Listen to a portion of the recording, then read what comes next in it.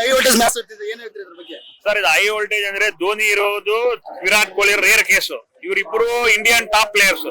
ಧೋನಿ ಇಂಡಿಯಾಗ best captain ಅಂತ ಹೇಳಿ ಹೆಸರು ತಗೊಂಡವನು, ಮತ್ತು ಧೋನಿ ಒಂದು ಒಳ್ಳೆ ಕ್ಯಾಪ್ಟನ್ ಆಗಿ ಒಂದು ಒಳ್ಳೆ ಟೀಮ್ ಕಟ್ಟಿದೆ ಇಂಡಿಯಾಗೆ. ಇವತ್ತು ಏನ್ ಕಪ್ಸ್ ಎಲ್ಲ ಬರ್ತಾ ಇದೆ ಅಂದ್ರೆ ಧೋನಿ ಅವತ್ತು ಮಾಡಿದ ಎಫರ್ಟ್ ಇಂದ ಬರ್ತಾ ಇರೋದು. ಜನ ಏನಂದ್ರೆ ಧೋನಿ ವಿರಾಟ್ ಕೊಹ್ಲಿ ಇದೆ ಅಂತ ಇವತ್ತು ಈ ಮ್ಯಾಚ್ ಬೆಂಗಳೂರಲ್ಲಿ ಹೈ ವೋಲ್ಟೇಜ್ ಆಗಿ ಮ್ಯಾಚ್ ಆಗಿದೆ ಸರ್. ಇಲ್ಲದ್ರೆ ಅಷ್ಟು ಇದೇನಲ್ಲ ಅಸಲು. ಅದಕ್ಕೆ ಚೆನ್ನೈ ಟೀಮ್ ಔಟ್ ಆಫ್ ಇದಾಗಿದೆ. ಆದ್ರೂ ಧೋನಿ ನೋಡಕ್ಕೆ ಜನ ಬಹಳ ಆಸಕ್ತಿಯಿಂದ ಧೋನಿ ವಿರಾಟ್ ಕೊಹ್ಲಿ ನೋಡಕ್ಕೆ ಇವತ್ತು ಬೆಂಗಳೂರಲ್ಲಿ ಇಷ್ಟು ಜನ ಬರ್ತಾ ಇರೋದು. ಈ ಮ್ಯಾಚ್ ಅಷ್ಟು ಎಲ್ಲಾ 7 ಮ್ಯಾಚ್ ಇದೆ ಹೈ ವೋಲ್ಟೇಜ್ ಮ್ಯಾಚ್ ಆಗಿದೆ. ಸೊ ಇಬ್ರು ಜಗತ್ನ ಇಬ್ರು ಕ್ರಿಕೆಟರ್ ಇಬ್ರು ಒಂದೇ ಮ್ಯಾಚ್ ಇದ್ದಾರೆ. ಸೊ ಅದ್ರ ಬಗ್ಗೆ ಏನ್ ಹೇಳ್ತೀರಾ? ಯಾರು? ವಿರಾಟ್ ಕೊಹ್ಲಿ ಬಗ್ಗೆ.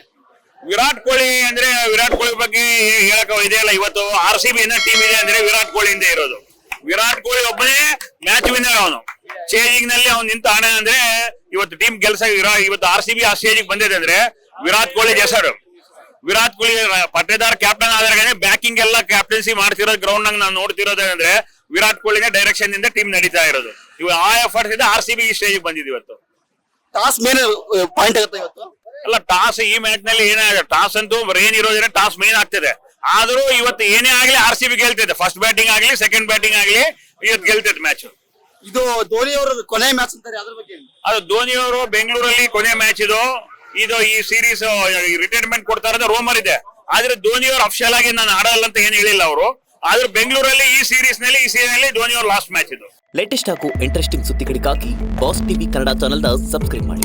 ಹಾಗೆಯೇ ಬೆಲ್ ಐಕಾನ್ ಪ್ರೆಸ್ ಮಾಡಿ. ಇದರ ಜೊತೆಗೆ ಫೇಸ್ಬುಕ್, ಇನ್ಸ್ಟಾಗ್ರಾಮ್, ಎಕ್ಸ್ ನಲ್ಲೂ ಮಿಸ್ ಮಾಡದೆ ಫಾಲೋ ಮಾಡಿ.